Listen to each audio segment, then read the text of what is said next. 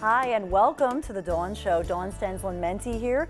Dr. Lori is back in the house for our Part 2 series with her on antiques. Dr. Lori is, of course, a PhD antiques appraiser and appraiser on Discovery Auction Kings, and if that's not enough, if she's not busy enough, a syndicated columnist. So it's so good to have you here, and I'm glad I know you're traveling all around the world, Russia and China and all over the place, but I guess it's good to be here at home and good to have you here. Yeah, I'm happy to be here. Yeah, I do my antique appraisal tour all across the United States and the world, but yeah, it's nice to be home.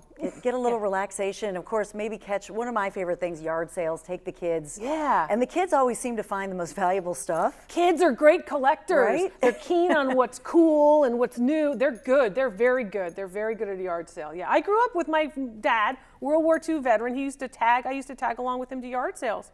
You know, and I learned about, old tools, and I learned about, the guy stuff that little girls don't usually learn about. Tag sales or yard sales, tag sales are from Connecticut, so I say tag sales. But yard sales are really great places for kids to learn. Kids are good collectors. Oh, that's a neat story about your dad. So I guess it was history and history with your father, which is what you do now. Yeah, that's exactly what I do. Right, my first book I dedicated to him because it was, it was just fun to be able to spend a weekend day with him and sort of learn about what he thought was cool from yard sales and flea markets. And there's a lot of great history there. Yeah, there is. Through objects. So some of this stuff you could find at a yard sale right in front of us? I mean, I'm a jewelry girl.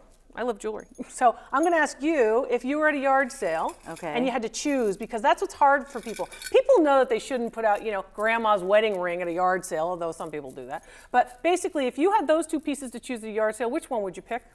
They're both beautiful. Yeah, they're beautiful. And I can't really tell the difference between the two. Yes, you but can. This one is heavier. It is heavier, and that's the difference.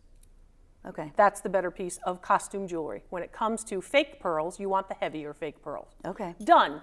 There it is. Boom. The fact. And that's what you need. And that's what people don't give you. People go, it's unique, and it's this, and it's that. All bunk. Is that thing about rub them against your teeth? Bunk. Okay. Wait. I've tried that. Wait, that's with real pearls. With synthetic pearls, you want to look for the heavier ones. Okay. So you're looking at that synthetic pearls at $125 and $2. Okay. And that's the difference. And that's the difference at your yard sale, too. $120. These are some good costume pearls. Those are some good costume pearls. So you want to think about that kind of thing. Okay. Yard sales. And the stuff that shouldn't go out at the yard sale, the Mason, the Freemason sword.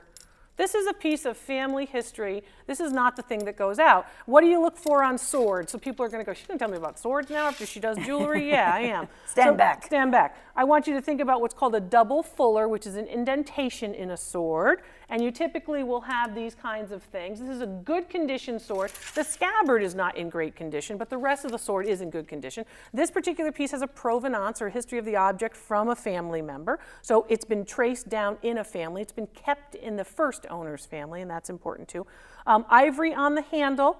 You can tell ivory that it's not bone, that it's ivory, because it has a crisscross look in ivory versus bone, which looks like stripes straight up and down. You always want to look for ivory over bone. Okay. And they even made plastics that were trying to look like ivory. Value on the sword in my hand is about $15,000.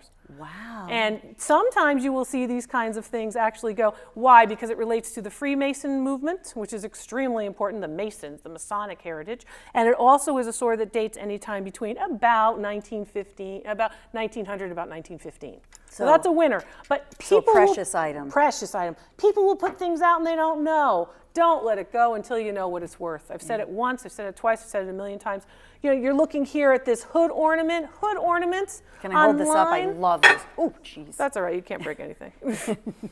Basically, hood ornaments, tremendously valuable. People can't understand how important and valuable these figural pieces are, usually in cast iron or a cast metal. Yeah, it's heavy. Yeah, in that particular case, it's cast iron. The bulldog. With the bulldog, with the plated silver on top, and value on that's going to be just about $600.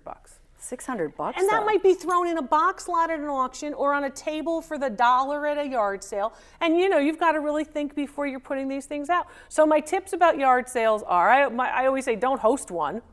Go to your neighbor and buy their good stuff, but don't get rid of your own stuff. But be careful about those types of things with respect to yard sales. Yeah, because you don't want to feel like you got rid of something and you didn't know the value. Yes. And if it's sentimental, that's important. Yeah, absolutely. So you want to think about, these are my mom's salt and pepper shakers worth about, $5 from Japan. We all have those. But they were always in my mom's cabinet, and she never used salt. The memory of it, the you memory know? of it, you know. In those everyday objects. We have some pictures, I think, some Okay. photographs. Let's So look at can we pictures. go to some of the photos? And so this is a drawing. Okay, now you said it was a drawing. I want you to look at the indentation all the way around the piece. Okay. And now you know it's not a drawing. Okay. It's actually an impressed engraving, which means there's a metal plate that's impressed with this image on it onto a piece of paper.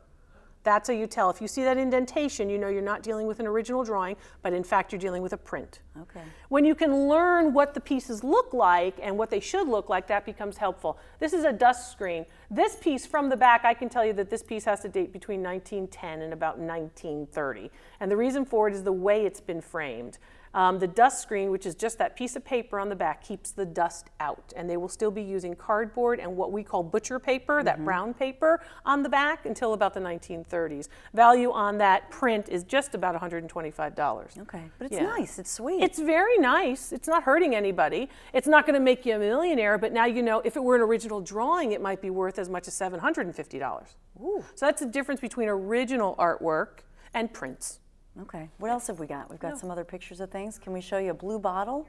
Okay. Here it comes. Dun, dun, dun, dun, dun, dun. There Oh, it is. poison! Oh. Yay. That's exciting. The cobalt color of that bottle is going to be important, and the shape of the bottle is important. So if you're evaluating bottles, I'm going to look at that and say, oh, okay, this has to be a late 19th century bottle. It's got a cork stopper instead of a glass stopper, which means it's going to be used in your home and not at the pharmacy. The pharmacy would have a glass stopper because they could clean the glass more easily as they poured it out for each customer.